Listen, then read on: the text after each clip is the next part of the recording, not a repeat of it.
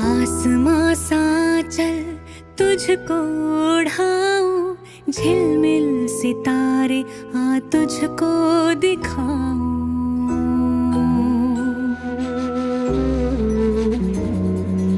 आसमां सा चल तुझको उड़ाऊं, झिलमिल सितारे आ तुझको दिखाऊं।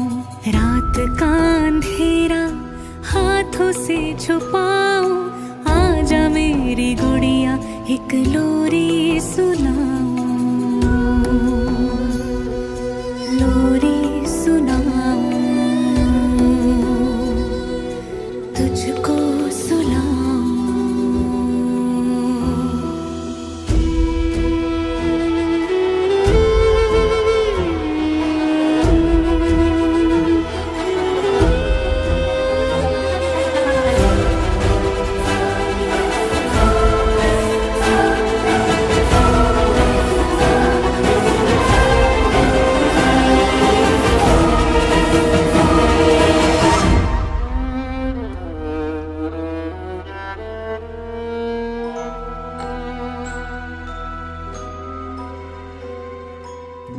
चल चले एक ऐसी जगह, कहते हैं रहती है परियां जहां। सतरंगी बादल हवा में उड़े, नन्ही सी कलियों से खिलता आसमां।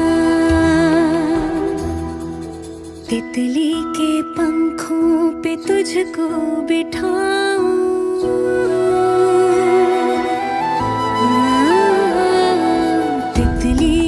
पंखों पे तुझको बिठाऊं, खुशियों की बारिश में तुझको भिगाऊं।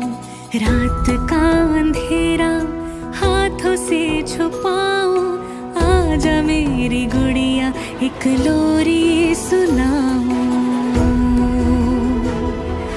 लोरी सुनाऊं, लोरी सुनाऊं, तुझको सुनाऊं।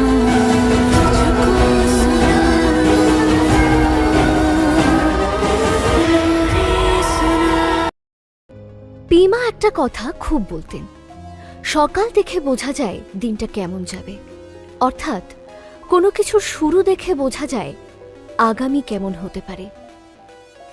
কিন্তু কথাটা যে কতটা ভুল তা পরে বুঝেছিলাম। হান্টসভিলে নতুন সংসার আর নতুন জীবনের স্বপ্ন নিয়ে বাসা বাঁধছিলাম আমি আর ম্যাথিউ, কিন্তু বীভৎস ব্যাককের আতঙ্কে তার শুরুতেই শেষ হয়ে যেত যদি না ঠিক সময় ফাদার আর লুলু এসে পড়তেন। ছোট্ট আবিরের সঙ্গে ম্যাথিউ যেন ছোট্টটি হয়ে যায়। আজ এই ঝলমলে সকালে ওদের দুজনকে খেলতে দেখে কেউ ভাবতে পারবে ৩.৫ বছর আগে এ বাড়িতে কি বীভৎসতার সম্মুখীন হয়েছিলাম আমরা। এত সুন্দর বাড়িটা হয়তো ছেড়েই দিতাম, কিন্তু ফাদারের উপর আমার আস্থা অনেক। সেই ঘটনার কিছুদিন পরই আমি জানতে পারি আমাদের আবির আসতে চলেছে। সেই খুশির খবরে আমাদের মন থেকে আতঙ্কের অভিজ্ঞতার রেশটুকু মিলিয়ে যায় অতি সহজে। আর আজ দেখতে দেখতে আবিরের প্রায় ২ বছর বয়স হতে চলল। আমি চেয়েছিলাম আমার সন্তানের বাঙালি নাম রাখব, কিন্তু ম্যাথিউর ইচ্ছে ছিল জিউস নাম। হঠাৎ একদিন ম্যাথিউ বলল, এই বলছি আবির নামটা কেমন? আরে বাংলা নাম তুমি জানলে কি করে? এটা তো জিউইশ নাম, হিব্রুতে মানে শক্তিশালী। বাংলায় এর মানে রং। ব্যাস, এভাবে আবির নামটাই স্থির হলো। ছোট্ট আবির ধীরে ধীরে বড় হতে লাগল। ম্যাথিউকে পেলে আর কিছু চায় না। আমার একটু হিংসে হয় বই কি, কিন্তু আমি দিনের অধিকাংশ সময় হসপিটালে থাকি আর ম্যাথিউর কাজ বাড়িতে। এই কবছরে ওর কাজের খ্যাতি আরও বেড়েছে। খুব ব্যস্ত থাকে বটে, তবে ছোট্ট আবির ওকে সবসময় দেখতে পায়, তাই ওর বেশি ন্যাওটা হয়ে উঠেছে। ওর দেখাশোনার জন্য আয়া আছে বটে, তবে কোনো আয়াই বেশি দিন টিকতে পারে না। এত বিচ্ছু শ্রীমান আবির, ম্যাথিউ ছেলের কোনো দোষই দেখে না। ওর এক কথা, আরে বড় হলে এমনিই শান্ত হয়ে যাবে। আর এখন দুষ্টুমি করবে না তো কবে করবে? আবির খুব দুরন্ত, দুমদাম পড়ছে, চোট পাচ্ছে, আমরা তটস্থ। কিন্তু অদ্ভুত ব্যাপার, কোনো আঘাতেই ও কাঁদে না। জন্মের পর থেকে একবারের জন্যও ও কাঁদেনি। বিভিন্ন পরীক্ষা করানো হয়েছে, ফিজিক্যালি ও একদম নর্মাল। আমি চাইল্ড সাইকোলজি জানি, ওর মেন্টাল হেলথ অ্যান্ড গ্রোথ যে ঠিকঠাক আছে তাতে সন্দেহ নেই, বরং আর 5 জন বাচ্চার থেকে শার্প কথা বলছে। সুতরাং একজন মা হিসেবে দুশ্চিন্তা করার কোনো কারণ নেই।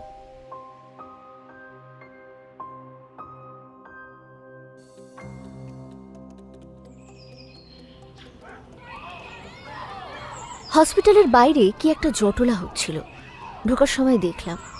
একটু পরে ঝামেলাটা হসপিটাল চত্বরে ঢুকে আসতে দেখে একজন নার্সকে জিজ্ঞেস করলাম, কি ব্যাপার? আসলে এক মেক্সিকান ভবঘুরে বুড়িকে নিয়ে ঝামেলা। সে নাকি ক্রমাগত আপনার নাম করছে। আমার নাম করছে? আচ্ছা বেশ, ডাকো তাকে। বুড়ি চেম্বার আসতেই দেখলাম বয়সের ভারে কোমর বেঁকে গেছে তার, জামাকাপড় মলিন, নিজের মনে বিড়বিড় করছে, কিন্তু দেখে উন্মাদ বলে মনে হয় না। মুখখানা শান্ত। সংকোচ নিয়ে আমার টেবিলের কোণটায় এসে দাঁড়ালেন। আমি বসতে বললাম। No abandones la campaña de Dios. তারপর তিনি অজানা ভাষায় কিছু একটা বললেন, আমি ঠিক বুঝতে পারলাম না, মনে হয় স্প্যানিশ। বুঝলাম তিনি ইংলিশ বুঝেন না। ভারী মুশকিলে পড়লাম। বৃদ্ধা হাত চোখ নেড়ে তার বক্তব্য আমাকে বোঝানোর প্রবল চেষ্টা করেই যাচ্ছিলেন। Eres muy peligroso. তার চোখে মুখে উদ্বেগ আর খানিক আতঙ্কের মিশেল।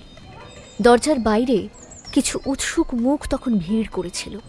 তাদের উদ্দেশ্য করেই বললাম, এখানে স্প্যানিশ বুঝে এমন কেউ আছে? একজন আমার বিড়ম্বনাটা বুঝে বলল, আমি বুঝি ম্যাম। আসুন, উনি কি বলছেন একটু বুঝিয়ে বলুন তো। ছেলেটি এসে দাঁড়ালো। বুড়ি তার দিকে দৃষ্টিপাতও করলেন না। তিনি খুব নিচু স্বরে কথা বলছিলেন, একটু থেমে থেমে, কিন্তু একটা চাপা আশঙ্কা ওর গলায় স্পষ্ট। আমি এক গ্লাস জল ওর দিকে এগিয়ে দিলাম। এক নিঃশ্বাসে সেটা শেষ করলেন উনি। তারপর উনি যা বললেন তার তর্জমাটি ছেলেটা করে দিল। Sé que estás con Dios en su camino.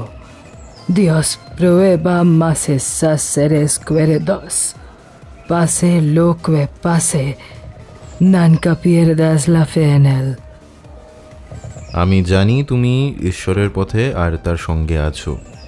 ঈশ্বর তার কাছের মানুষদের পরীক্ষাই নেন বেশি করে।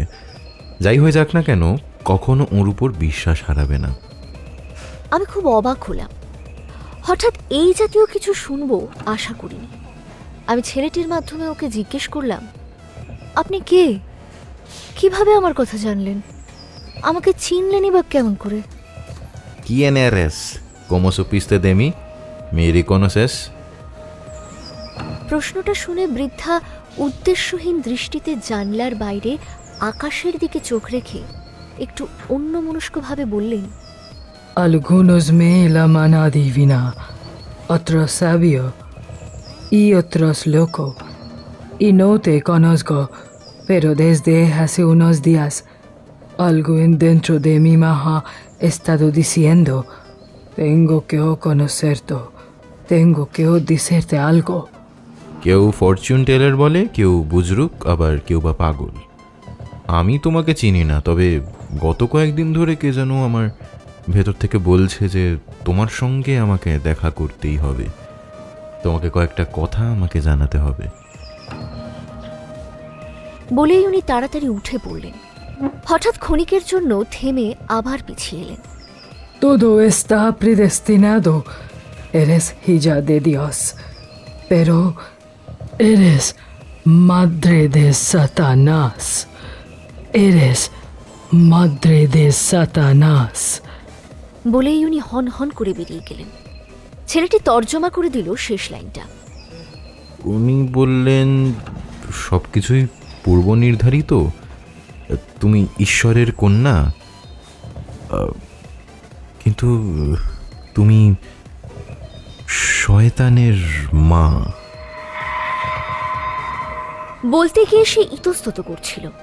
তাকে আমতা আমতা করতে দেখে আমি বিরক্ত প্রকাশ করে তাকে সঠিক মানেটা বলতে বলি, কিন্তু তার উত্তর দিতে দিতেই বৃদ্ধা ঘর থেকে বেরিয়ে গেছেন। আমি ছুটলাম ওকে ডাকতে, কিন্তু ততক্ষণে রাস্তার বাঁকে তিনি হারিয়ে গেছেন। সারাদিন কাজের মাঝেও মাথায় কথাগুলো ঘুরপাক খাচ্ছিল। অন্য কথা দুটো সব ক্ষেত্রেই বলা যায়, যা কিছু হয় তা পূর্ব নির্ধারিত। আমরা সবাই ঈশ্বরের সন্তান, কিন্তু শেষ লাইনটা শয়তানের মা মনে বড্ড বিঁধছে। আমার আবিরের জন্য কেন জানি না মন কেমন করতে আরম্ভ করল।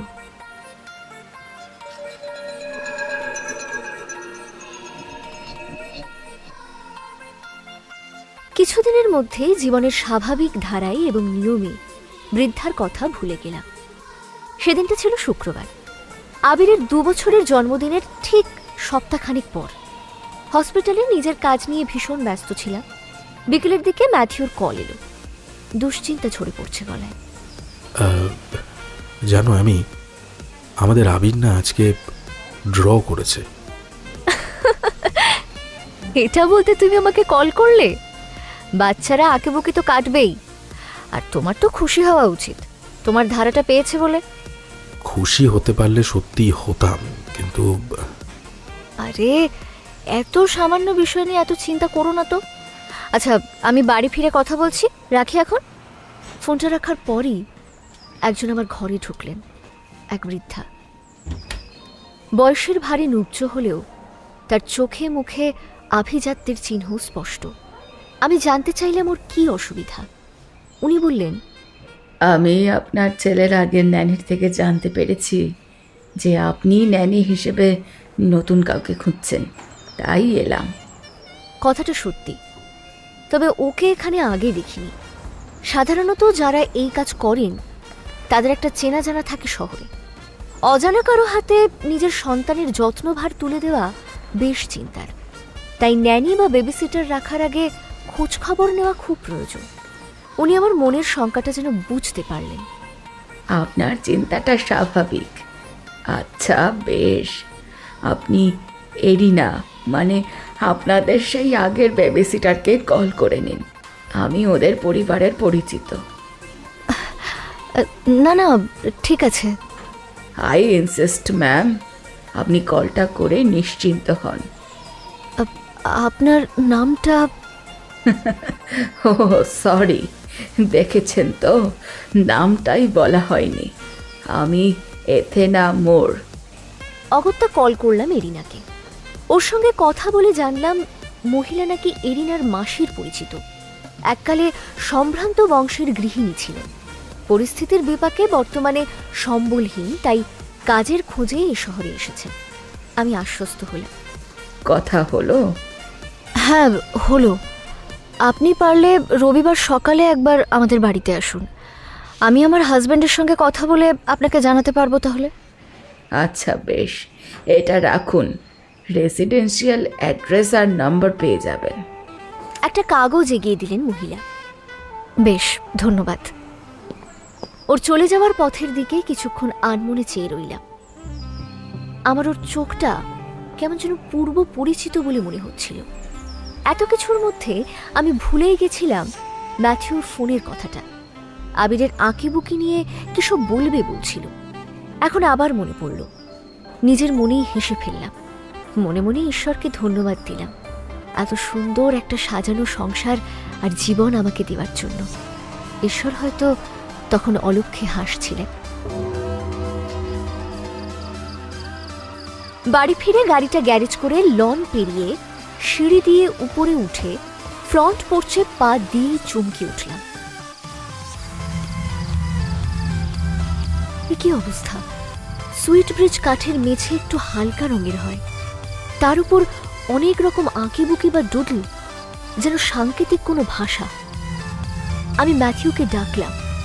ও বাইরে আসতে দেখলাম চোখে মুখে দুশ্চিন্তার ছাপ। ভেতরে এসো।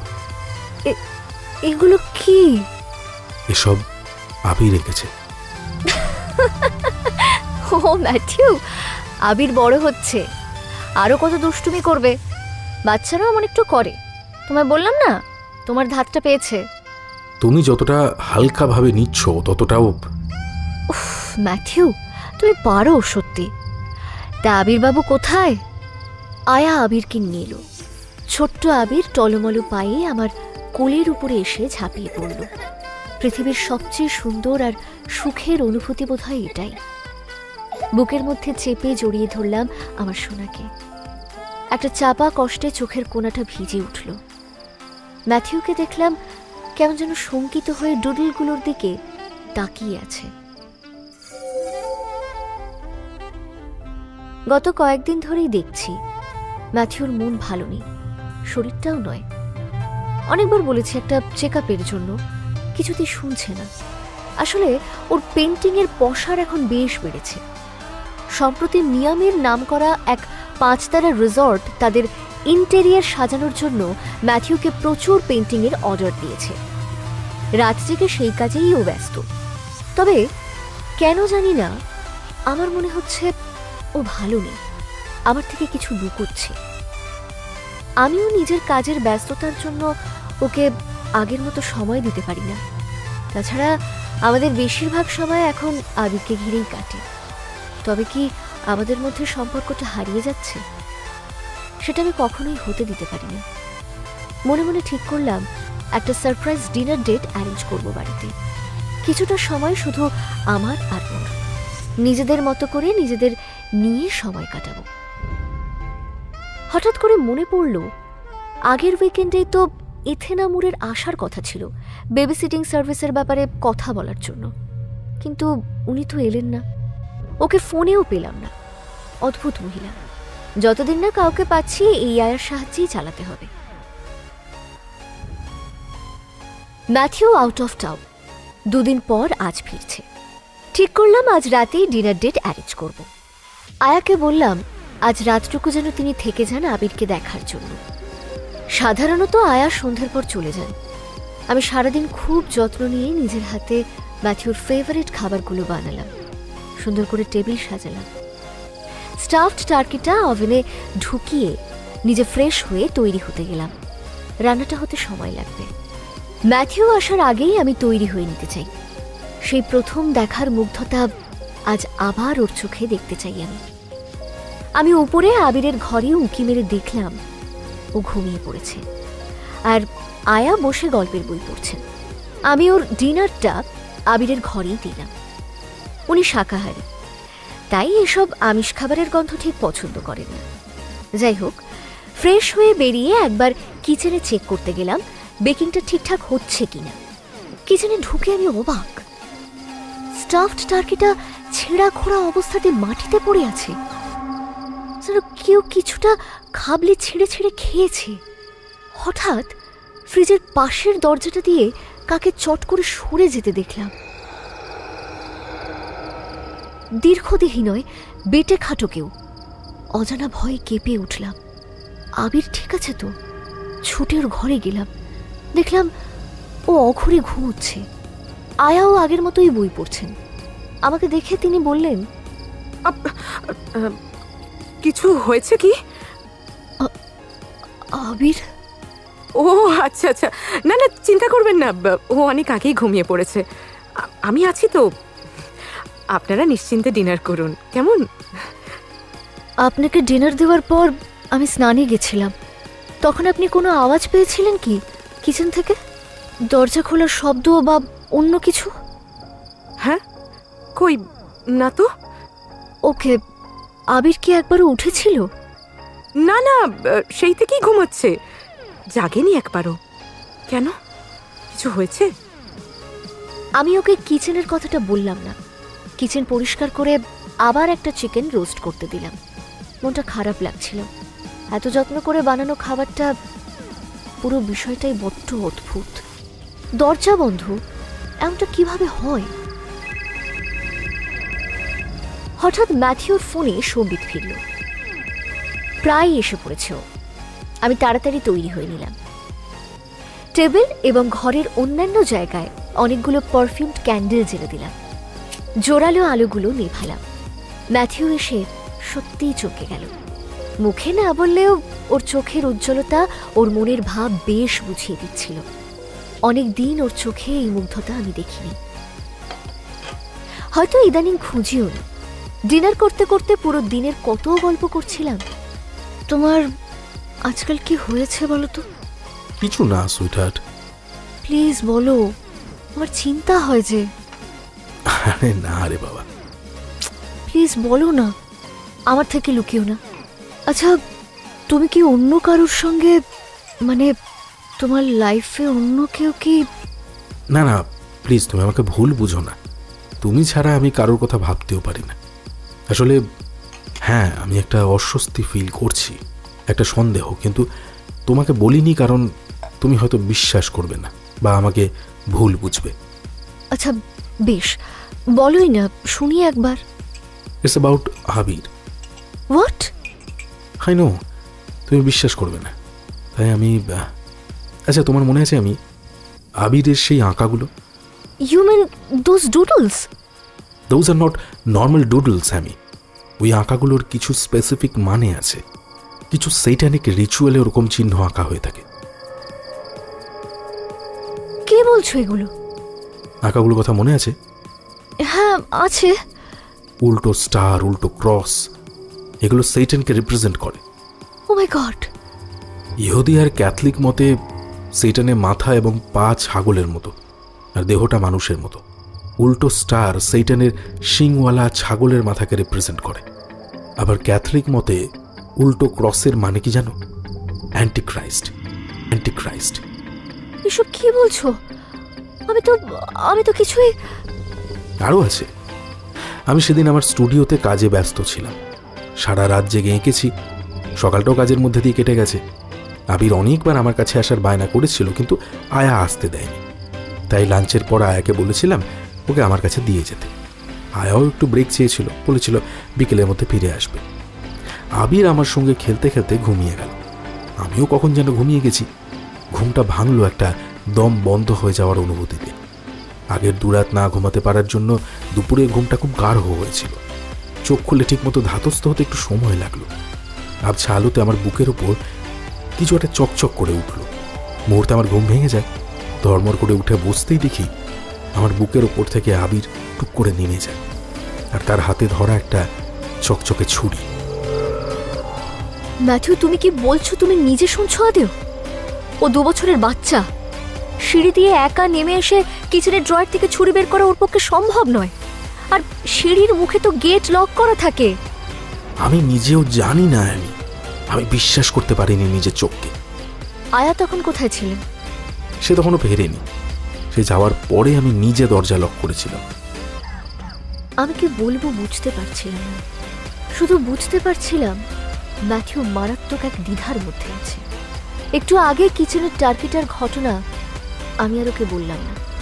কেন জানি না, আমার কেবলই মনে হতে লাগলো সবকিছুর পেছনে ওই আয়ারই হাত আছে। আমরা এ বিষয়ে আর কথা না বাড়িয়ে ডিনার শেষ করলাম। ডিনারের পর টেবিল ক্লিন আপের পর একবার আবিরকে দেখে এলাম, নিশ্চিন্তে ঘুমোচ্ছে। আয়াও ঘুমিয়ে পড়েছে দেখলাম। সন্তর্পণে দরজাটা টেনে দিলাম যাতে ওদের ঘুম না ভাঙে। চেঞ্জ করে বেডরুমে এসে আমি আর ম্যাথিউ 2 গ্লাস ওয়াইন নিয়ে বসলাম। মিউজিক সিস্টেমে হালকা লয়ে রোমান্টিক গান চলছে, আমাদের দুজনেরই খুব পছন্দের গান। আমি ম্যাথিউর কাঁধে মাথা রেখে বসে। অনেকদিন পর এত সুন্দর একান্ত মুহূর্ত যাপন করছি আমরা। কত পুরনো স্মৃতি, পুরনো কথা, সেই পুরনো ভালোবাসা। হঠাৎ পাওয়ার কাট এত সুন্দর একটা পরিবেশকে পুরো মাটি করে দিল। সচরাচর এখানে পাওয়ার কাট হয় না, একমাত্র ন্যাচারাল হ্যাজার্ড হলে হয়। এ ঘরে মোমবাতি নেই, তাই নিচে যেতে হবে। ম্যাথিউ নিচ থেকে মোমবাতি আনতে গেল। আমি ফোনের ফ্ল্যাশটা জ্বালিয়ে বসে রয়েছি। স্বাভাবিকের থেকে বেশি সময় নিচ্ছে ম্যাথিউ, হয়তো খুঁজে পাচ্ছে না। আমি নিচে গিয়ে খুঁজে দেখার জন্য ঘর থেকে বেরিয়ে সিঁড়িতে সবে প্রথম স্টেপটা দিয়েছি, হঠাৎ ম্যাথিউর আর্ত চিৎকার। আমি তাড়াতাড়ি নিচে নামলাম। ফোনের ফ্ল্যাশের আলো সিঁড়ির ধাপের উপর নিবিষ্ট। সিঁড়ির রেলিংটা কাঠের জাফরিদার ডিজাইনে তৈরি, তাই কিছু আলো সেই জাফরি দিয়ে ছড়িয়ে পড়ছে নিচের তলার বসার ঘরে আর রান্নাঘরের সামনের কিছুটা অংশে। এক আবছায়া আলো আধারি তৈরি হয়েছে, আর তাতেই দেখলাম রান্নাঘর থেকে দৌড়ে কে যেন বসার ঘরের দিকে চলে গেল। দেহাকৃতি খুবই ছোট তার। ভাবলাম এখনই আবিরের ঘরটা দেখা উচিত আমার। যদি বাড়িতে কেউ ঢুকে থাকে, ও সুরক্ষিত আছে তো। কিন্তু ম্যাথিউ এখনো কাতরাচ্ছে। ওর কাছে যাওয়াটা জরুরি। নামতে নামতেই আয়াকে কল করলাম। ফোন বেজেই যাচ্ছে। উফ, মহিলা ঘুমোচ্ছেন না অজ্ঞান হয়ে গেছেন। কিচেনে ঢুকে আলো জ্বালার আগেই কারেন্ট এসে গেল, আর আমি দেখলাম এক মারাত্মক দৃশ্য। সারা মেঝেতে রক্ত। ম্যাথিউ একটা ক্যাবিনেটে ঠেস দিয়ে বসে কাতরাচ্ছে। ওর দুটো পায়েরই হাঁটুর কিছুটা নিচের প্যান্টের অংশটা আড়াআড়ি ভাবে চিরা, আর সেখান থেকে গলগল করে রক্ত বেরোচ্ছে। কি করে হলো এসব? কিছুই বুঝলাম না ঠিক। কিছু দেখতেও পাইনি অন্ধকারে। ও, দরজার কাছে একটা রক্তাক্ত ছুরি পড়ে আছে। এতক্ষণে দেখি আয়াও এসে দাঁড়িয়েছেন। ও মা গো, এটা কি? ও মা, এইসব কি করে হলো? এত রক্ত! কে করলো এইসব? আমি ওকে থামিয়ে ওর সাহায্যে ম্যাথিউকে বাইরের ঘরে বসিয়ে ওর ফার্স্ট এড করে দিই। হসপিটালে ফোন করি। কিছুক্ষণের মধ্যেই অ্যাম্বুলেন্স এসে যায়। আয়ার কাছে আবিরকে রেখে আমরা বেরিয়ে যাই। ম্যাথিউর চোট বেশ গভীর। অন্তত সপ্তাহখানেক ওকে হসপিটালে থাকতে হবে। আমি রাতটা কাটিয়ে পরদিন ভোরে বাড়ি ফিরলাম। আয়া বললেন তাকে কয়েক ঘন্টার জন্য বাড়ি যেতে হবে। তাকে তো আর আটকানো যায় না। তিনি ঘন্টা 6 মধ্যে ফিরে আসার কথা দিলেন, মানে ওই বেলা 12টা নাগাদ আসবেন। সারা রাত জাগার থেকেও বেশি ক্লান্ত করে দিয়েছিল মানসিক দুশ্চিন্তা। হাজার প্রশ্ন মাথায় ঘুরছে। কাল কিচেনে টার্কিটাকে কে ওভাবে আভেন থেকে বের করে ছিন্ন বিচ্ছিন্ন করে মাটিতে ছড়ালো, আর রাতে ম্যাথিউকেই বা কে ওভাবে আক্রমণ করলো। উফ, সারা জীবনটা কি আমার সঙ্গে অদ্ভুত ঘটনাই ঘটে যাবে? আমি কি এতটুকু শান্তি পাবো না? আবির অকাতরে ঘুমোচ্ছে। এই একটা মাত্র মুখ যেটা দেখে আমি জীবনের সব কষ্ট ভুলতে পারি। ওর ক্রিবের মাথার কাছে একটা কাউচে বসলাম। এসব চিন্তা করতে করতে কখন যেন দু চোখের ক্লান্তির ঘুম নেমে এসেছিল। হঠাৎ একটা আলতো স্পর্শ পেলাম হাঁটুর কাছে। চোখ খুলে দেখি আবির।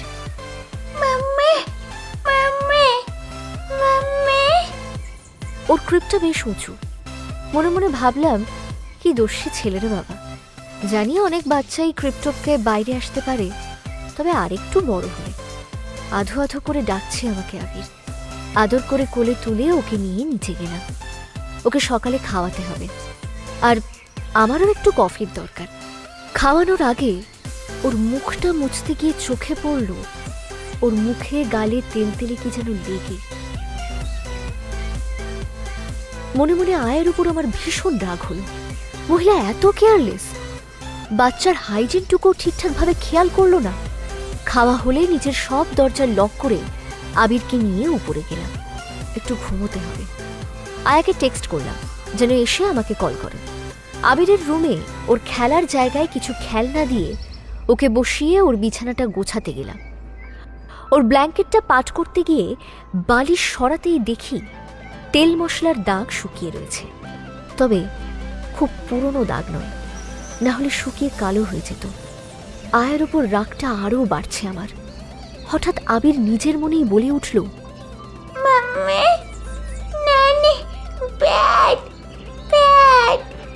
আমি চমকে উঠলাম। ও কি আমার মনের কথা বুঝতে পারছে? নিজের বোকামতে নিজেরই হাসি পেল, কিন্তু পরক্ষণে আতঙ্কিত হয়ে উঠলাম। আয়া ওকে কোনো রকম ভাবে কষ্ট দেয় নাকি? আজকাল তো এমন কতই হচ্ছে। মনটা কেঁপে উঠল। আবিরকে কোলের মধ্যে টেনে আদর করে জিজ্ঞেস করলাম, ন্যানি তোমাকে বকে বা মারে? ও আমার গলা জড়িয়ে গালে চুমু খেয়ে শুধু ফিক করে হাসল।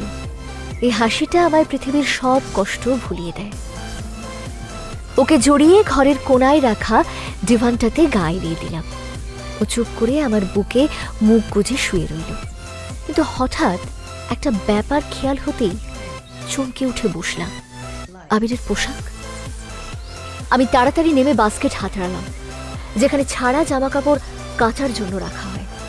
আবিরের গত রাতের পোশাক খুঁজে পেলাম, আর সেটা দেখে ক্ষণিকের জন্য আমার হাত পা ঠান্ডা হয়ে যায়। ওর পোশাক রক্তের ছিটেই ভর্তি। আমি দৌড়ে গিয়ে ওর জামা কাপড় খুলে সারা শরীর ভালো করে পরীক্ষা করলাম, কোনো আঘাত বা ক্ষত আছে কিনা সেটা দেখতে। না, কিছুই নেই। তাহলে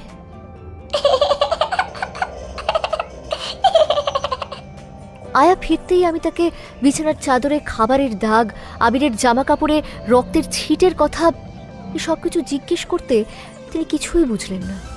আকাশ থেকে পড়লেন। আমি জানি উনি মিথ্যে বলছেন। অনেক জেরার পর হঠাৎ তিনি হাউমাউ করে কেঁদে উঠলেন। বিশ্বাস করুন, আমার আগের আয়ার এই বাড়িতে যে টিকতে পারেনি তা আমি শুনেছিলাম, কিন্তু তার সত্ত্বেও আমার আর্থিক অবস্থা খারাপ হওয়ার জন্য আমি কাজটা নিই। আমি জানি এসব ওর ছল। আরও চেপে ধরতে তিনি আজে বাজে সমস্ত যুক্তি দিলেন। হ্যাঁ ম্যাডাম, ওই আবির আগের বেবি সিটারদের বিভিন্নভাবে ভয় দেখাতো। ও কিন্তু আর 5টা বাচ্চা থেকে অনেক আলাদা। ও মাইন্ড রিড করতে পারে। ও অনেক সময় এমন সব কথা বলে যা ওই বয়সের বাচ্চাদের পক্ষে বলা অসম্ভব। এমন কয়েকবার হয়েছে আমি ঘরে এসে দেখেছি আবির নেই।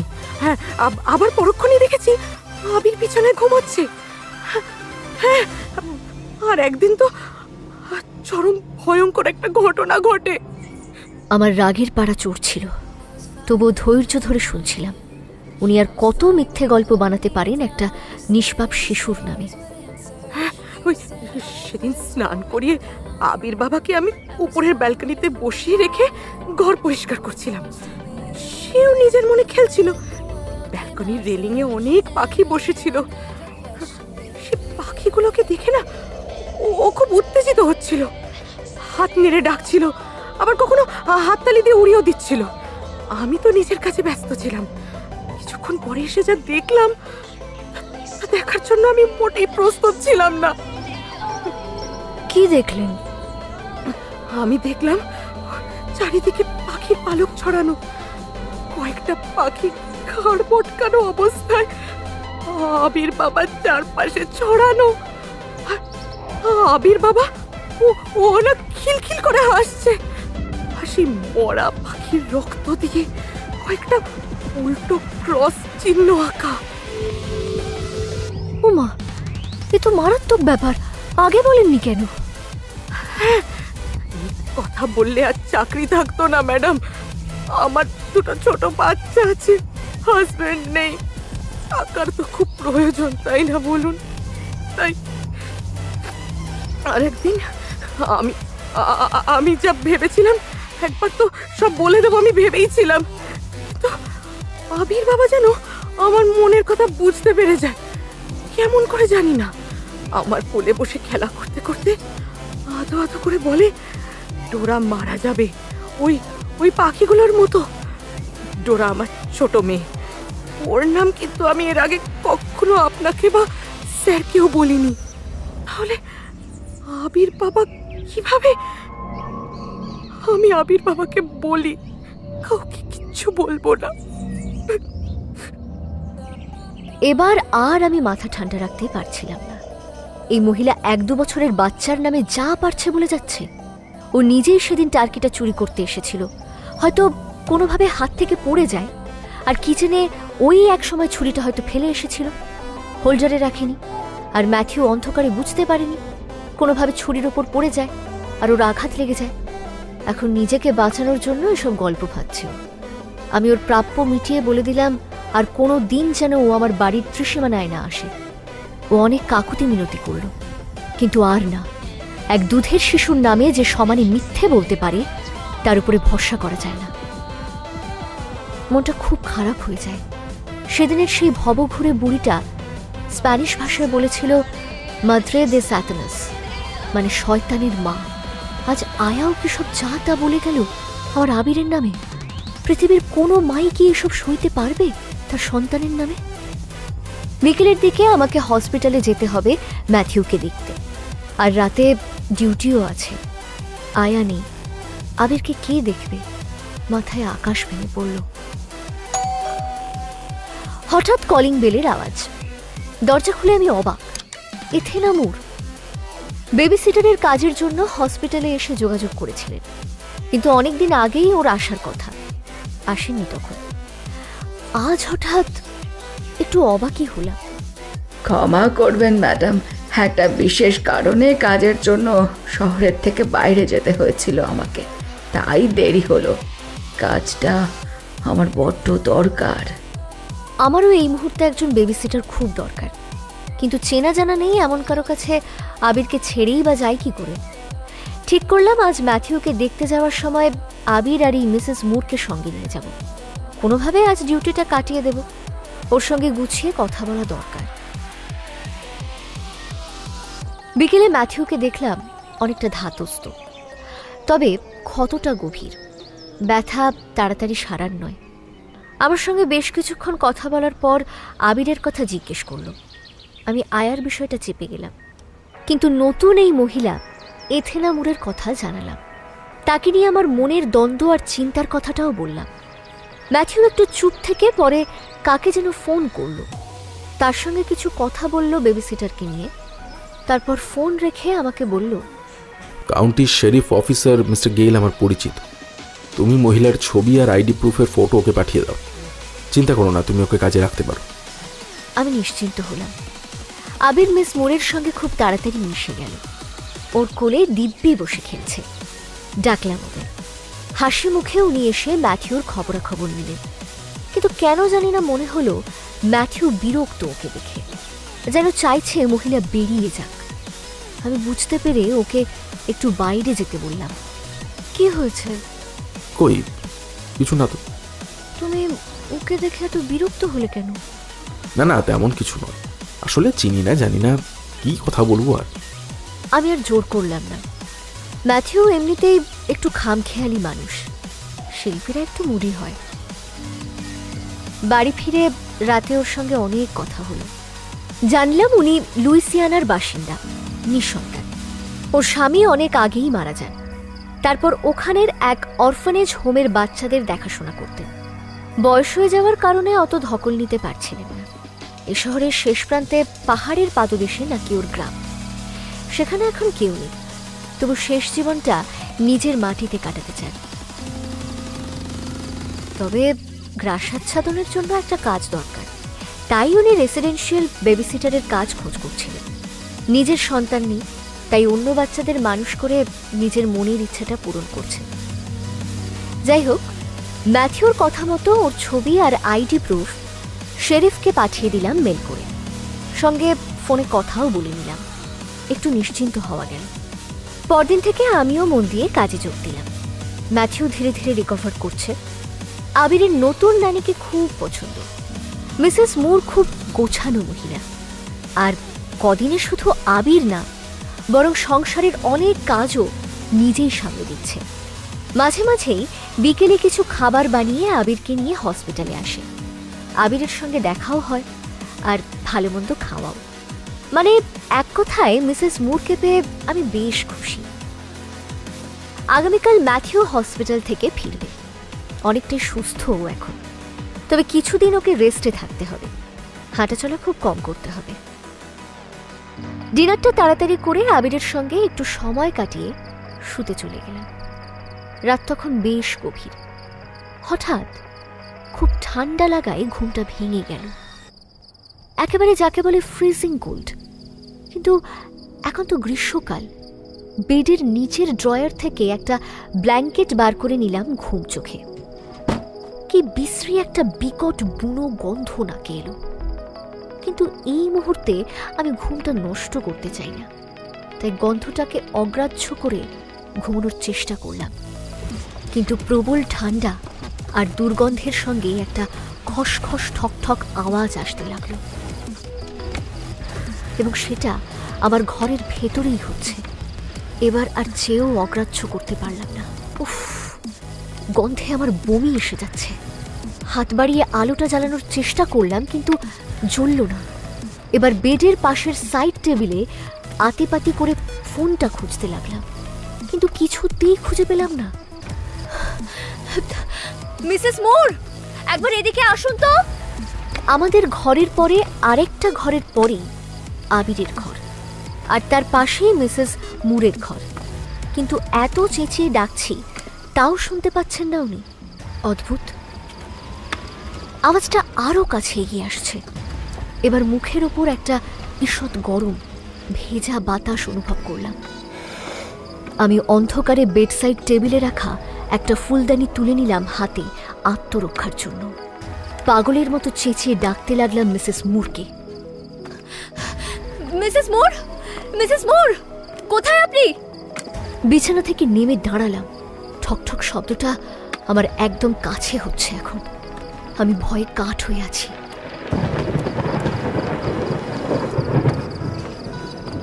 আচমকা বিদ্যুতের আলোর ঝলকে ঘরের যেটুকু দেখতে পেলাম, ঘর একদম ফাঁকা, আর কেউ নেই। কিন্তু আমি এখনো স্পষ্ট অনুভব করছি আমার পিঠের উপর ভেজা গরম হাওয়াটা। অজানা ভয়ে গায়ে কাঁটা দিয়ে উঠল, আবার ঝলসে উঠল বিদ্যুৎ। আমিও চোখেতে পেছন ফিরলাম, আর যা দেখলাম তারপর আর সজ্ঞানে থাকতে পারলাম না।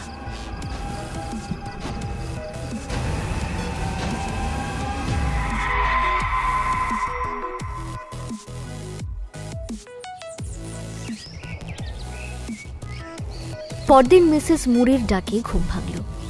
আমি উঠেই ওর হাতটা ধরে বলতে থাকি,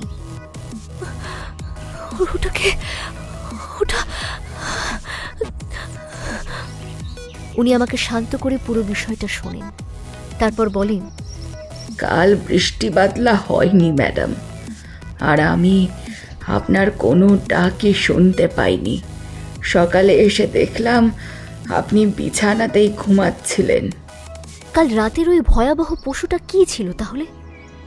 মাথায় ছাগলের মতো বাঁকা শিং, পা দুটো খুরওয়ালা, যেমন ছাগলের হয়, বিশ্রী বুনো গন্ধ, আর তার গরম ভেজা নিঃশ্বাস। এ সব মিথ্যে। দৌড়ে বাইরে গিয়ে দেখি সত্যি আগের রাতের বৃষ্টির কোনো চিহ্নই নেই, ব্ল্যাঙ্কেটটাও নেই। কিন্তু কাল তো বের করেছিলাম। তবে সত্যিই কি স্বপ্ন? সাতপাঁচ ভাবতে ভাবতে ঘর থেকে বেরোতে গিয়ে একটা খটকা লাগলো। পেছনে ঘুরতেই মনে পড়ল, কাল রাতে ওই ফুলদানিটা তো হাতে নিয়েছিলাম। ওটা এখনো বেডসাইড টেবিলে আছে বটে, কিন্তু আমি সব সময় ওটাকে একটা ছোট ডেকোরেটিভ ট্রের উপর রাখি। কাল সন্ধেবেলাতেই গুছিয়ে ঝেড়ে রেখেছি, কিন্তু এখন তো সেটার উপরে নেই। তাহলে কি কাল রাতের সবকিছু সত্যি, স্বপ্ন নয়? আমার সব তালগোল পাকিয়ে যাচ্ছে, কিন্তু এখন এসব ভাবার সময় নয়। আজ ম্যাথিউ বাড়ি ফিরবে।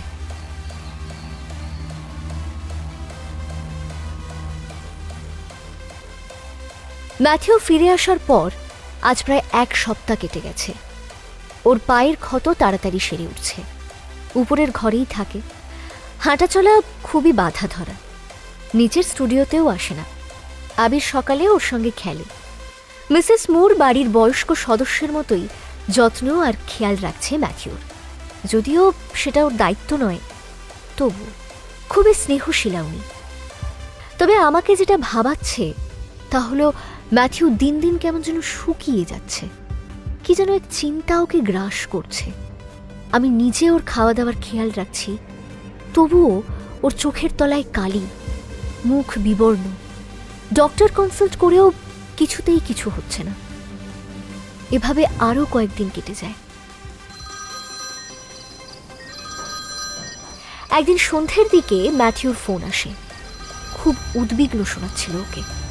মিসেস মুর আর আবির সকাল থেকে বাড়ি নেই। মানে? জানি না, সকাল থেকে শরীরটা খুব খারাপ আর দুর্বল লাগছিল, তাই একটু ঘুমিয়ে পড়েছিলাম। উঠে দেখলাম বেলা গড়িয়ে গেছে। টেবিলে একটা নোট লেখা মিসেস মুরের। ওখানে লেখা উনি আবিরকে নিয়ে একটু বেড়াতে যাচ্ছেন, ঘণ্টাখানেকের মধ্যেই ফিরে আসবেন। হ্যাঁ, সে তো উনি রোজই বেরোন। কিন্তু বিকেলের মধ্যেও ফিরে আসেন, আজ এখনো ফেরেননি, আর ওনার ফোনটাও অফ। মানে? আমি শেরিফকে ফোন করছি, উনি সাহায্য করছেন। পারলে পারলে তুমি চলে এসো। হ্যাঁ হ্যাঁ হ্যাঁ, এক্ষুনি আসছি আমি। কিন্তু আমার বড্ড অস্বস্তি হচ্ছে আর অস্থির লাগছে। বাড়ি ফিরতে ফিরতে কেবলই মনে হচ্ছিল যে ম্যাথিউ আমায় ভরসা জোগাতো, আজ সেই কতটা ভেঙে পড়েছে। খুব কান্না পাচ্ছিল, কিন্তু এখন আমাকে শক্ত থাকতেই হবে। রাত 9টা বাজতে যায়, ওদের কোনো খবর এলো না। আমরা নিজেদের মতো করে খুঁজছি। দুশ্চিন্তা ক্রমশ বাড়ছে। ম্যাথিউর ব্যাপারটা আমাকে ভাবাচ্ছে। ছেলেকে হারানোর ভয় ছাপিয়েও ওর মধ্যে একটা চাপা চাঞ্চল্য লক্ষ্য করা যায়। আবিরের কোনো ক্ষতি যে হবে না সে বিষয়ে একটা চাপা ভরসা যেন ওর আছে। এত বছরের পরিচিত মানুষটাকেও আজ বড় অচেনা লাগছে। ভয় করছে আমার। অনেক প্রশ্ন আমার মনে, কিন্তু এখন অপেক্ষা শুধু আমার আবিরের ফিরে আসার। হঠাৎ শেরিফের অফিস থেকে ফোনে খবর এলো আবিরকে নাকি শহরের বাইরের দিকে এক পুরনো গির্জার পাশে খুঁজে পাওয়া গেছে। সে নাকি এক গির্জার সামনে বসেছিল। স্থানীয় মানুষ তাকে দেখতে পেয়ে শেরিফকে খবর দেয়। আবিরকে সঙ্গে নিয়ে যখন শেরিফ ফেরেন, সঙ্গে মিসেস মুরকে দেখতে পেলাম না।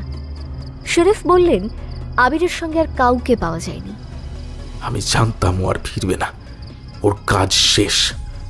কি? কার কথা বলছো? মিসেস মুর? হ্যাঁ, মানে বাচ্চার দায়িত্ব নিতে পারেন না, কোন মুখে ফিরবেন? আমি স্পষ্ট বুঝলাম ম্যাথিউ এটা বলতে চাইনি, তবে সে কথা বলার সময় এটা নয়। আবিরকে জিজ্ঞেস করতে সে শুধু ফিক ফিক করে হেসে বলল, নেনি বাই বাই, ব্যাড ব্যাড। 2 বছরের বাচ্চা, ও কি বোঝে, ওর কি বা বোধ? কিন্তু সত্যি ভেবে আশ্চর্য হলাম মিসেস মুরের কি হলো।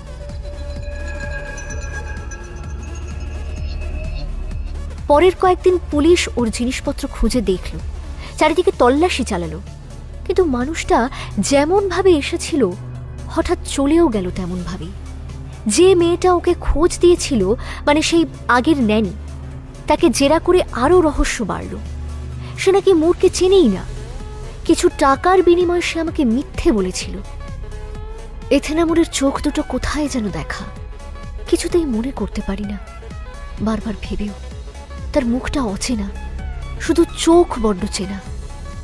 কোনো প্রশ্নের উত্তর তো পাচ্ছেই না, উল্টে আরো অজস্র প্রশ্ন জট পাকিয়ে যাচ্ছে। যাই হোক, আরো একজন আয়া জোগাড় করলাম। ফাদারের সঙ্গে কথা বলেছি। উনিই আমার একমাত্র ভরসার মানুষ। উনি জানালেন কয়েকদিনের মধ্যেই উনি আসবেন। ভাবছিলাম এবার বুঝি সব ঠিক হয়ে যাবে। ঈশ্বর অলক্ষ্যে আবারও হেসেছিলেন বোধহয়। সেদিনও জানতাম না আরো কত বিপর্যয় অপেক্ষা করছে আমাদের জন্য।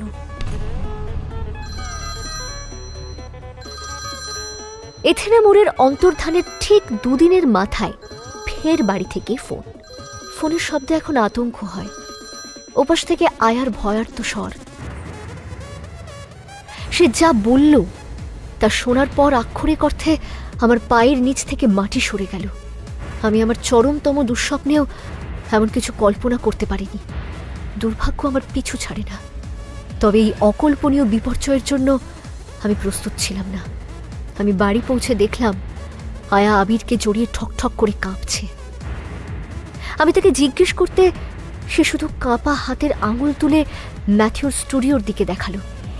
ঘরের দরজার দিকে দৌড়ে ঢুকে যেতেই পাটা হড়কে যায়। নিচের দিকে তাকিয়ে দেখি লাল তরলের ধারা বয়ে আসছে। রক্ত, এত রক্ত! ঘরে ঢুকে দেখি ম্যাথিউর প্রাণহীন শরীরটা উপুর হয়ে পড়ে আছে তার অসম্পূর্ণ সৃষ্টির উপর। এটা শেষ হলে একটা মাস্টারপিস হতো। ম্যাথিউ খুব যত্ন নিয়ে বানাচ্ছিল ভাস্কর্যটা। একটা গোটা শুকনো গুল্মকে বিভিন্নভাবে কেটে রূপ দিচ্ছিল এক নৃত্যরত রমণীর। স্বভাবতই গাছের অনেক ডাল বেশ ছুঁচলো ছিল। কাজটা শেষ হতে বেশ দেরি ছিল।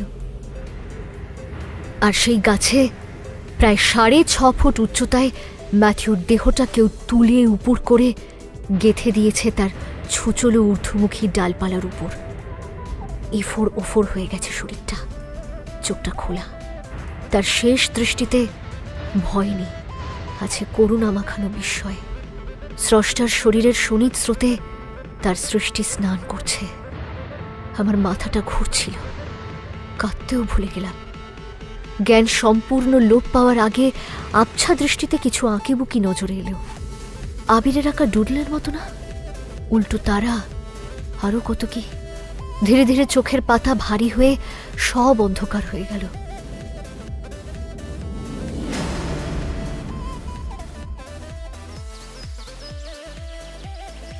কিছু অস্পষ্ট কণ্ঠস্বর কানে এলো, অল্প অল্প। একটা চেনা স্বর চাপা গলায় বলল, জ্ঞান ফিরেছে। একটা আধো ঘুম ভাব যেন জড়িয়ে আছে আমাকে। চোখ খুলে প্রথমেই সেই নৃশংস বিভৎস দৃশ্য মনে পড়ল। ম্যাথিউ! আমি চিৎকার করে উঠলাম আতঙ্কে। বিশ্বাসই করতে পারছি না যে আমার ম্যাথিউ আর নেই। এই পৃথিবীর কোনোখানে কোথাও সে নেই। কেউ তাকে বড় কষ্ট দিয়ে নিষ্ঠুরভাবে আমার থেকে দূরে সরিয়ে দিয়েছে। কিন্তু কেন?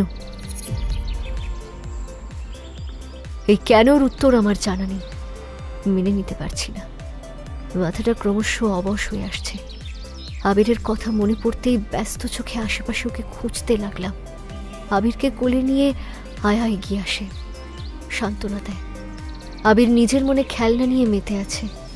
আমার দিকে তাকিয়ে ফিক করে হাসলো একবার। ছোট্ট আবির জানলও না কি হারিয়েছে আজ সে। ওকে বুকে জড়িয়ে আমি ম্যাথিউর জন্য কাঁদলাম, আকুল কান্না।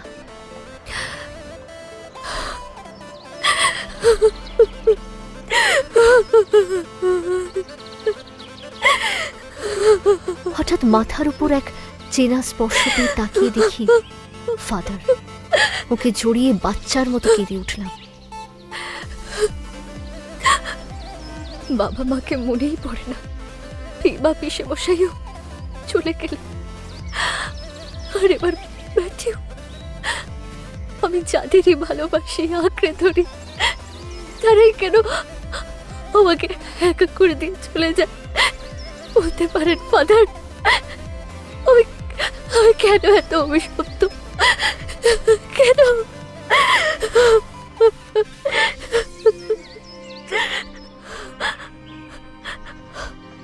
ফাদার কিছু বললেন না, শুধু অশ্রু সজল চোখে মাথায় হাত বুলিয়ে দিতে লাগলেন।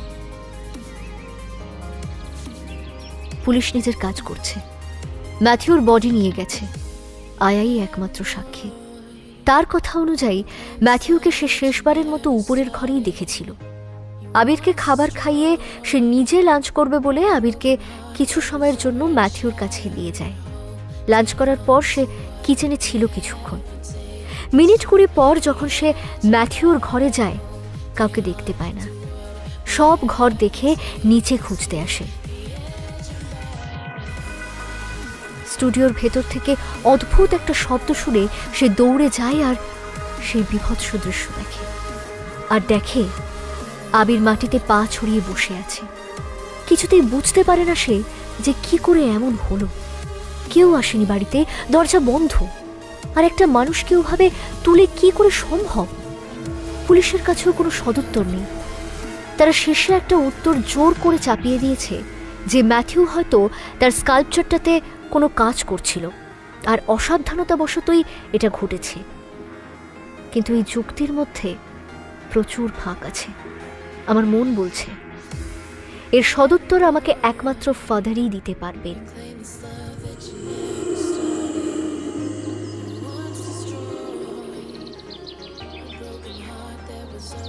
ম্যাথিউর ফিউনারেল মিটেছে আজ বেশ কয়েকদিন হলো।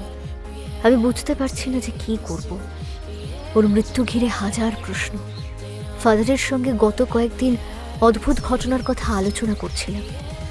আয়া আমাকে যা বলেছিল, এথেনা মুরের কথা, সেই ভবঘুরে পাগলির কথা, ম্যাথিউর চাঞ্চল্য এবং ওর কিছু একটা চেপে যাওয়া, সব কিছু। ম্যাথিউ লাস্ট ওই বিষয়ে তোমাকে ঠিক কি বলেছিল? আমার মনে পড়ে গেল দুর্ঘটনার আগের রাতে ম্যাথিউকে বড্ড অস্থির লাগছিল। বুঝতে পারছিলাম কিছু তো একটা সমস্যা হয়েছে। ওর বুকের মধ্যে নিজেকে মিশিয়ে দিয়ে বলেছিলাম, আচ্ছা আমাকে তুমি ভরসা করো না? আমি তো তোমার স্ত্রী, তারও আগে আমি তোমার বেস্ট ফ্রেন্ড। তুমি যে কষ্টে আছো, কিছু বলতে চেয়েও বলতে পারছো না, তা তো আমি বুঝতে পারছি। আমার সঙ্গে সেগুলো ভাগ করে নিতে পারো না তুমি? আমার কথা শুনে ম্যাথিউ খুব উদ্বেলিত হয়ে পড়ে।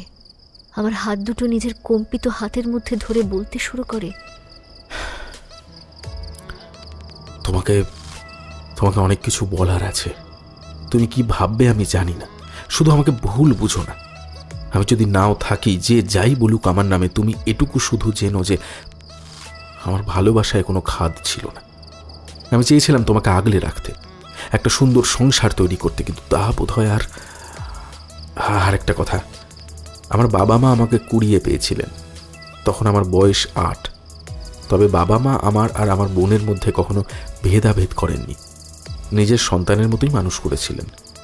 অনেকবার এসব তোমাকে বলবো ভেবেও বলা হয়ে ওঠেনি। ফাদারকে কথাগুলো জানালাম।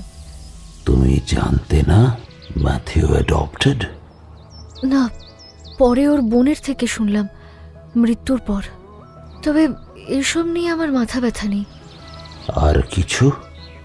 হ্যাঁ, কি একটা রহস্যের কথা বলবে বলছিল, কিন্তু ওর শরীর এত তখন সায় দিচ্ছিল না, ঠিকমতো শ্বাসই নিতে পারছিল না। আমি বাধা দিয়ে বলেছিলাম পরে শুনব। ওর শেষ কথা ছিল আবিরকে খুব চোখে চোখে রাখবে। হি নিডস ব্লেসিংস অ্যান্ড পিউরিফিকেশন। কি পিউরিফিকেশন? কেন ফাদার, চিন্তার কিছু? আমি আছি, চিন্তা করো না। লুলুকে ডেকে নিচ্ছি, ও কিছুদিন তোমার সঙ্গে থাকবে। এমনিতেও ওর কলেজের ছুটি চলছে। আমি এতে একটু নিশ্চিন্ত হলাম।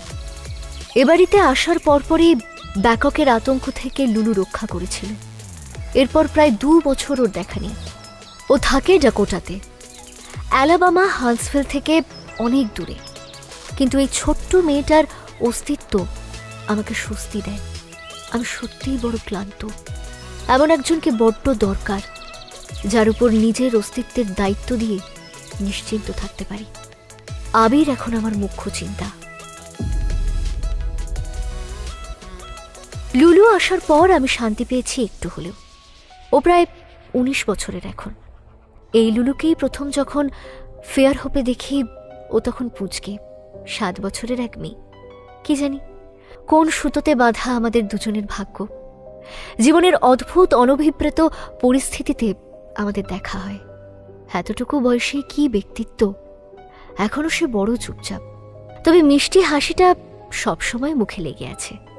একটাই ঝামেলা যে আবির হাসি মুখে সবার কোলে চলে যায়, তার লুলুকে বড্ড নাপসন্দ। লুলু অবশ্য তাতে বেশ মজা পায়, আরো বেশি করে আবিরকে জ্বালায়। তবে লুলুর মধ্যেও একটা অদ্ভুত সতর্কতা লক্ষ্য করছি, যেন প্রচণ্ডভাবে চোখ কান খোলা রাখছে, কিন্তু সেটা আমাকে বুঝতে দিতে চাইছে না। লুলুকে এ নিয়ে কিছু জিজ্ঞেস করতে সাহস পাচ্ছি না। অস্বাভাবিক ঘটনা প্রবাহ আমাকে বড্ড ভীতু করে দিয়েছে। লুলু আসার পর দিন 2 কেটে গেছে। রাতে আমার পাশের ঘরে ঘুমোয়েও, তার পাশের ঘরে আবির এবং তার পাশের ঘরে আয়া। রাত কত হবে তখন জানি না। ঘরে জল ছিল না, তাই নিচে কিচেন থেকে জল আনতে যাচ্ছিলাম। হঠাৎ লুলুর ঘর থেকে একটা অদ্ভুত চাপা শব্দ শুনতে পেয়ে দরজাটা আস্তে করে খুললাম। হালকা নাইট ল্যাম্পের আলোতে যা দেখলাম, তাতে আমার সারা গায়ে আতঙ্কে কাঁটা দিয়ে উঠল। ঠিক সেই রাতের দেখা প্রাণীটা, মাথায় বাঁকা শিং, ছাগলের মতো আকৃতির মুখ, মানুষের শরীর, আর পাটা হাঁটুর নিচ থেকে ছাগলের মতো।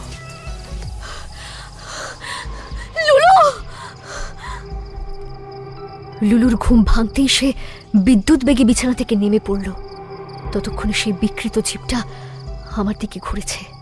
তার 2টো চোখ উজ্জ্বল লাল হয়ে জ্বলছে। এমন লাল চোখ আমাকে ফেয়ার হোপের সেই অভিশপ্ত দিনের কথা মনে করিয়ে দিল। সেদিন এভাবেই জ্বলছিল ম্যাক্সের চোখ।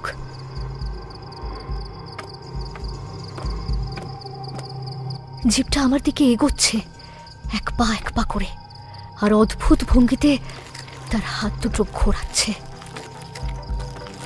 ঠিক সেই সময় আমি স্পষ্ট অনুভব করলাম আমার শরীরের হাড়গুলোতে অমানবিকভাবে এক যন্ত্রণা, যেন শরীরটা দুমড়ে মুচড়ে দিচ্ছে কেউ। উফ, আর সহ্য করা যায় না এ ব্যথা। হঠাৎ লুলু বিকট চিৎকার করে পেছন থেকে ঝাঁপিয়ে পড়ে জিপটার উপর। ওর চোখ দুটো এখন উজ্জ্বল নীল, যেন স্বয়ংপ্রভু সেগুলো। অসাধারণ সেই দীপ্তি, ঠিক যেমনটা ছিল ফেয়ার হোপে ওদের বাড়িতে সেদিন, ঠিক এমনটাই ছিল যেদিন ব্যাকককে শেষ করেছিল। আজও ঠিক তেমন উজ্জ্বল নীল আলোর বলয় ওকে ঘিরে। জিপটা ওর স্পর্শে ছটফট করছে। আমার শরীরের ব্যথা একটু কমেছে। লুলু একা লড়ে যাচ্ছে। আমি এগিয়ে গেলাম ওকে সাহায্য করতে। ঘরের কোণে রাখা ম্যাথিউর গল্ফ স্টিকটা তুলে নিয়ে ওটাকে আঘাত করতে যাওয়ার ঠিক আগের মুহূর্তে লুলু চিৎকার করে আমাকে নিষেধ করলো। না, তুমি কোনোভাবেই এর কাছে আসবে না বা একে স্পর্শ করবে না। আমি সরে গেলাম। লুলু এখনো জিপটার পিঠের উপর উঠে কিছু একটা মন্ত্র পাঠ করছে, আর জিপটা আকুলভাবে পালানোর চেষ্টা করছে। লুলু চেষ্টা করছে জিপটার কপালে হাত ছোঁয়াতে, কিন্তু বিশাল দেহি জীবের সঙ্গেও শক্তিতে পেরিয়ে উঠছে না। আমি এক হাতে স্টিকটা আর অন্য হাতে দরজার হ্যান্ডেলটা খামচে ধরে দাঁড়িয়ে আছি, কিন্তু কিংকর্তব্য বিমূঢ়ের মতো। লুলুকে মাটিতে ফেলে দিয়ে লুলুর উপর আক্রমণ করার বদলে জিপটা পালিয়ে বাঁচতে চাইছে। ভারী অদ্ভুত লাগলো। লুলু সর্বশক্তি দিয়ে ওর পাটা ধরে এক টান দিতেই ওর টাল সামলাতে না পেরে পড়ে যায়। লুলু পুনরায় ওর উপর চেপে বসে এবং মন্ত্রপাঠ করতে করতে কপালে হাত ছোঁয়ায়।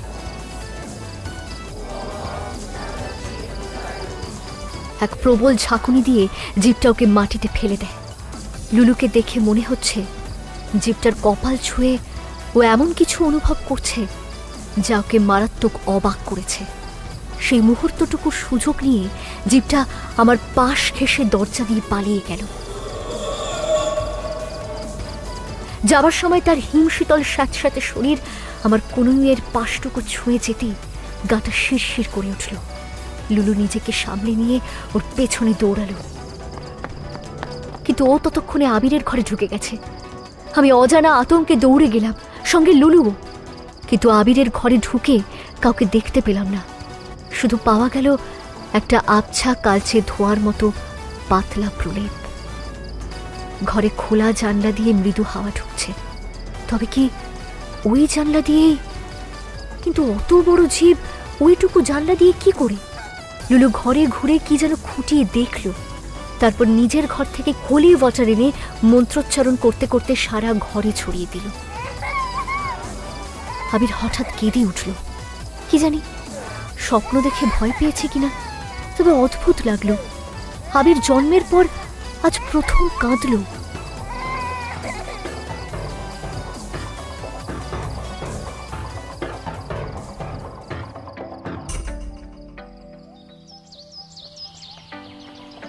পরদিন সকালে ঘুম ভাঙতে দেরি হলো। নিচে এসে দেখলাম ফাদার এসেছেন। লুলু আর ফাদার গলা নামিয়ে কিসব যেন আলোচনা করছেন। আমায় দেখে ফাদার বললেন, সব শুনেছি, ডোন্ট ওয়ারি মাই চাইল্ড। আমি কয়েকটা কথা বলছি, খুব মন দিয়ে শোনো। বলুন। আমাদের অনেক কিছু জানার আছে, অনেক প্রশ্ন জট পাকিয়ে আছে। বলুন না, আমি যা জানি সব তো বলেছি। তোমার থেকে নয়, তোমার হাজব্যান্ড ম্যাথিউর থেকে জানবো। কি বলছেন ফাদার? ও তো নেই। জানি জানি, ওর স্থূল শরীর নেই, কিন্তু ওর সূক্ষ্ম শরীর তো আছে। আমরা প্ল্যান সেট করব। তোমার অমত আছে কি? ম্যাথিউ চলে যাওয়ার পর ঠিকমতো শোক পালনও করতে পারিনি। ওর না বলা কথা, অদ্ভুত ঘটনা সর্বোপরি ওর অদ্ভুতভাবে মৃত্যু, সব মিলিয়ে আমি নিজেই মানসিকভাবে বিধ্বস্ত। তুমি তাহলে মানো যে ম্যাথিউর মৃত্যু স্বাভাবিক ছিল না? নিশ্চয়ই মানি ফাদার। দিনে দিনে শুকিয়ে দুর্বল হয়ে যাচ্ছিল, যে নিচেই নামছিল না, কাজ করতে পারছিল না, সে 6.5 ফুট উচ্চতায় উঠে স্কাল্পটিং করবে, এটা কি করে সম্ভব? আর ম্যাথিউ ওই প্রজেক্টটা নিয়ে কাজ করলে যে মই বা অন্য ইকুইপমেন্ট থাকতো ওর সঙ্গে, তার কোনোটাই ছিল না সেদিন। বেশ, আশা করি তুমি অনেক প্রশ্নের উত্তর আজ পেয়ে যাবে। ওয়েল, আজ রাতে প্ল্যানচেট হবে। সেদিন রাতে আমি, ফাদার আর লুলু প্ল্যানচেটে বসলাম ম্যাথিউর স্টুডিওতে। সব দরজা জানলা বন্ধ।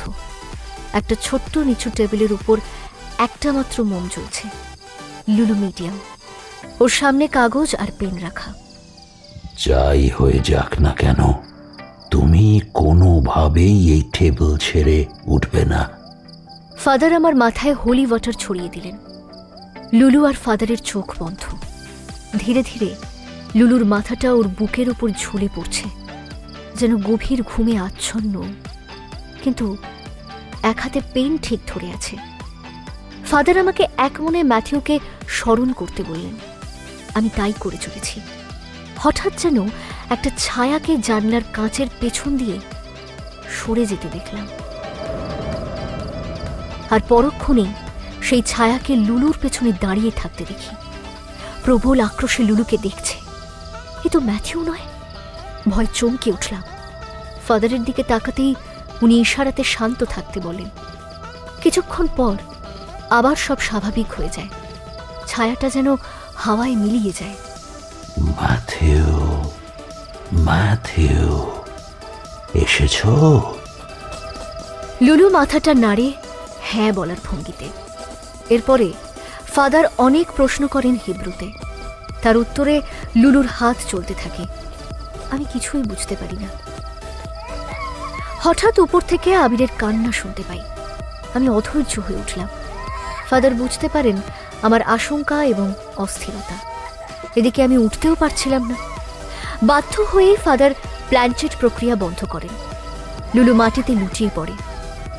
יושב בסתר עליון, אצל שדי יתלונן, אומר לה אדוני מקסיו מצודתי, אלוהי יפתח בו।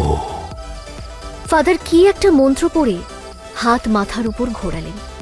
তারপর উঠে ঘরের আলো জ্বেলে দিলে লুলুর চেতনা ফেরে। আমি উপরে গিয়ে দেখলাম আবির নিশ্চিন্তে ঘুমোচ্ছে। নিচে নেমে এলাম। লুলু এখন অনেকটা ধাতস্থ। ওকে 1 গ্লাস গরম দুধ দিলাম।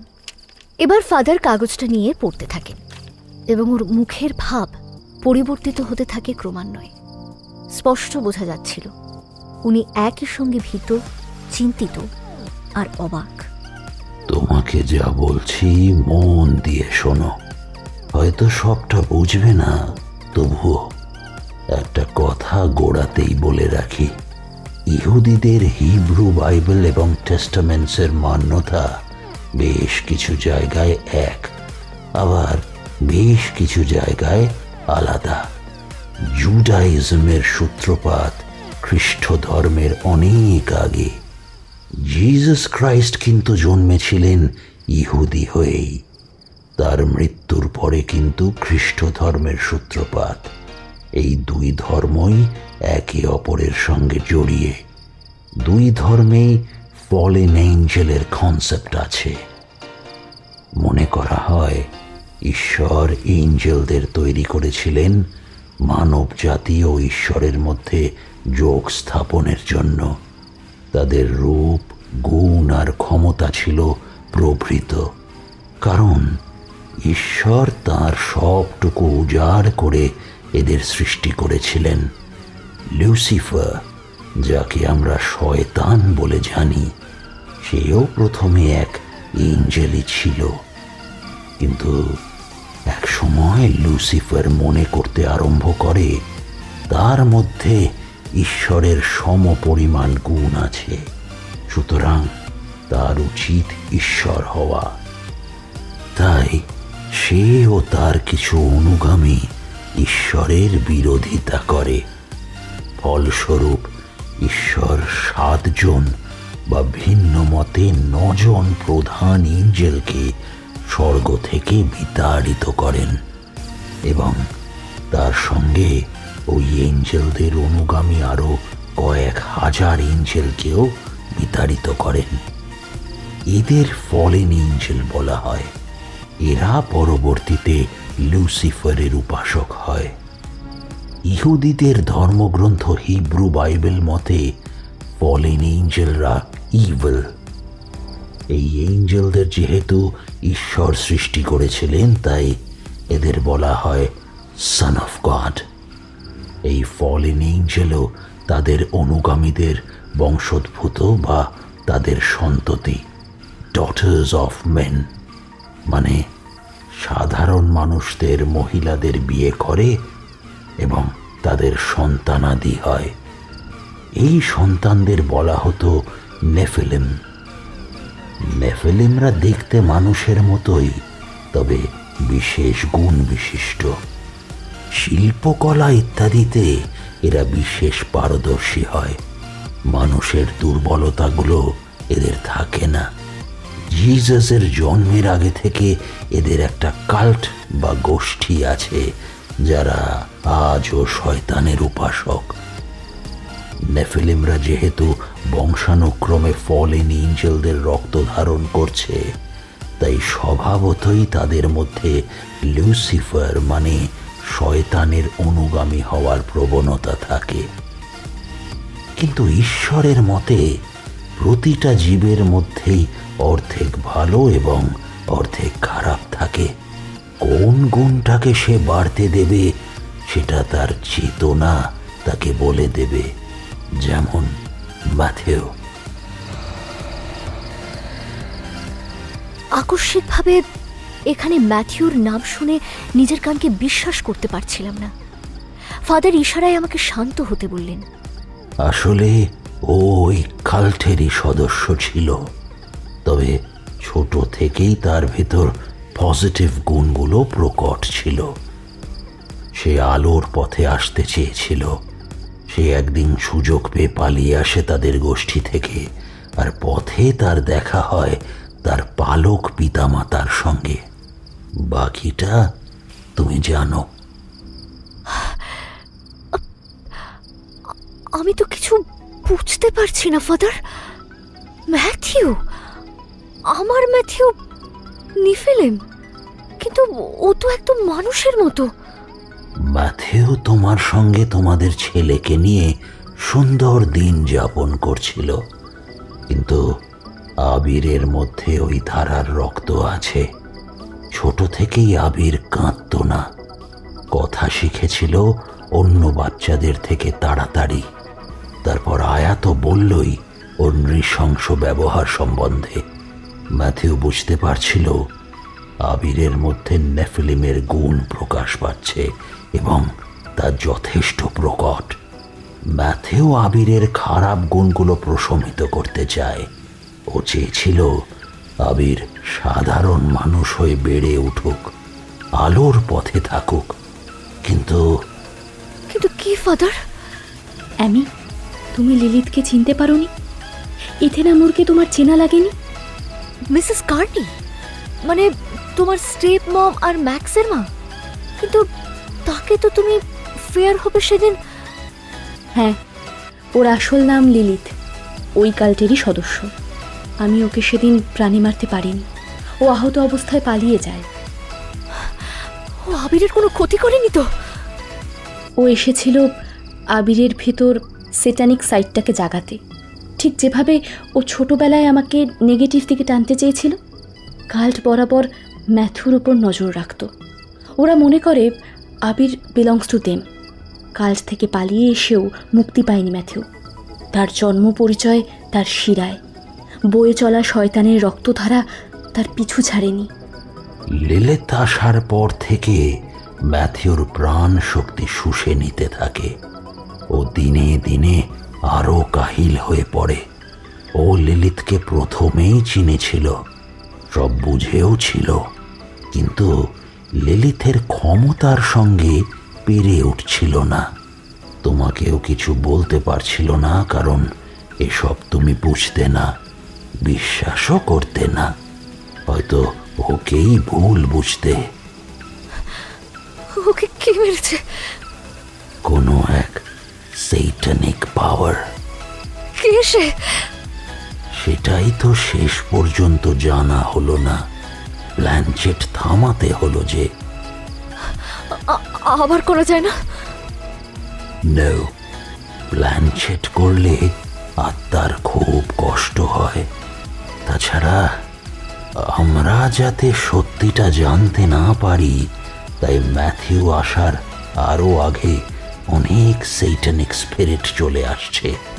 সেটা যথেষ্ট মারাত্মক, তাই এখন ম্যাথিউকে আর ডাকা সম্ভব নয়। তবে সেদিন কিচেনে আক্রমণটা আবির করেছিল। কি করে ফাদার? ও তো ছোট বাচ্চা। আবির তো করেনি, ওকে দিয়ে করিয়েছে সেইটানিক পাওয়ার। আর এই প্রভাব থেকেই ম্যাথিউ ওকে বাঁচাতে চাইছিল। কাল যে আমাকে মারতে এসেছিল, আমি মুহূর্তের জন্য তার কপাল স্পর্শ করে ম্যাথুর মৃত্যুর মর্মান্তিক দৃশ্যটা দেখতে পাই। সব বোঝার আগেই সে পালিয়ে যায়। তবে তুমি তো জানোই, আমাকেও ওরা ছোটবেলায় বিভিন্নভাবে প্রলুব্ধ করতো কোনো একটা ক্রাইম করতে। তবু আবিরকে সব নেগেটিভিটি থেকে বাঁচিয়ে রেখো। ওরা কিন্তু সর্বদা চাইবে আবিরকে ওদের পথে নিয়ে যেতে। After all, he is carrier of satanic blood line. Father, Lilith সেদিনকে আবিরকে চুরি করে নিয়ে যাচ্ছিল? না, তাহলে? সেদিন আবিরকে কোনো এক রিচুয়ালে নিয়ে গেছিল, ওর মধ্যে সেইটানিক সাইডকে জাগানোর জন্য। আর তাই ম্যাথিউ বলেছিল আবিরের পিউরিফিকেশন দরকার। আমি এতক্ষণ যা শুনলাম, স্বভাবতই সবটা বোঝা সম্ভব নয়। বিশেষ করে আমি নিজেই যখন আব্রাহামিক ধর্মাবলম্বী নই। কোনো ধর্মমতকে বুঝতে সারাটা জীবন কেটে যায়। ম্যাথিউ, আমার আবির, এরা সম্পূর্ণ মানুষ নয়। ওদের মধ্যে মিশে আছে পথভ্রষ্ট ফলেন অ্যাঞ্জেলের রক্ত। এমনও হয়। তবে পৃথিবীর কোনো শক্তি আমার আবিরকে অন্ধকারে নিয়ে যেতে পারবে না। আমি তা দেব না। ম্যাথিউর মৃত্যু আমি বৃথা যেতে দেব না। ম্যাথিউ যেমন এক আদর্শ মানুষ ছিল, আলোর পথে ছিল, আবিরকেও আমি তেমনটাই বানাবো।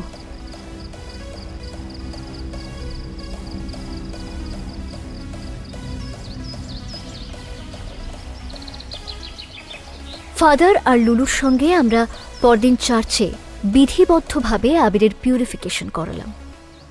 আমি ঠিক করে নিয়েছি হান্সভিলের থেকে আমি চলে যাব। অনেক বড় পৃথিবী। ইন্ডিয়া ফিরব না, কারণ ওখানে আমার পিসাই পিমার স্মৃতি বড্ড কষ্ট দেয়, যেমন হান্সভিলে কষ্ট দেয় ম্যাথিউর স্মৃতি। কিছুদিনের চেষ্টায় এখানের সব প্রপার্টি বিক্রি করে ফেললাম। লুলু আর ফাদার আমার সঙ্গে ছিলেন সর্বদা। ফেয়ারহোপ থেকে আঙ্কেল ডেভিনসনের কল পেলাম অনেক দিন পর। আন্ট অসুস্থ, আমাকে দেখতে চান। ম্যাথিউর মৃত্যুর খবর ওই বৃদ্ধ মানুষ দুজনকে আমি দিতে পারিনি। এইমি মাই চাইল্ড, দেখলে প্রভু নিজে তোমাকে তোমার ডেস্টিনেশন চিনিয়ে দিলেন। তুমি ফেয়ারহোপেই ফিরে চলো, নতুন জীবনের শুরু করো আবিরকে নিয়ে। ফেয়ারহোপেই তুমি তোমার নতুন জীবনের আশা খুঁজে পাও, এই আশীর্বাদ করি। ইন্টারস্টেট 65 ধরে আমাদের এসইউভিটা ছুটে চলেছে। কত পুরনো কথা মনে পড়ছে। সেই পিমা পিসেমশাইকে বুঝিয়ে ফেয়ারহোপে আসা, আঙ্কেল, আন্ট, ফাদার আর লুলুকে নিজের জীবনে পাওয়া, একসময় ওই শহর ছেড়ে চলে যাওয়া, তারপর ম্যাথিউ, হান্সভিল, আবির, আর আবার আজ ফিরে যাওয়া সেই ফেয়ারহোপেই, যেন একটা বৃত্তের সমাপন। জীবন বড্ড জড়িয়ে গেছে। পিছনে ফিরে চাইলেই নিজেরই বিশ্বাস হয় না। বিশ্বাস, জ্ঞান সবকিছু কেমন যেন তালগোল পাকিয়ে গেছে। এবার আবার গুছিয়ে নেবার পালা। কানে বাজছে সেই ভবঘুরে মহিলার কথাখানা, মাদ্রে দে সাতানাস, শয়তানের মা। বুকের ভেতরটা মুচড়ে উঠল। কিছু সন্দেহ আমার মনে এখনো বিধে আছে, তবে সব প্রশ্নের উত্তর না জানাই হয়তো ভালো। যাই হয়ে যাক, আমি ওই মহিলার ভবিষ্যৎবাণী কখনোই সত্যি হতে দেব না, কখনোই না। নতুন জীবন আমি নতুনভাবে গড়ে তুলব। গাড়ি এগিয়ে চলল ফেয়ার হোপের পথে, নতুন আশার দিকে।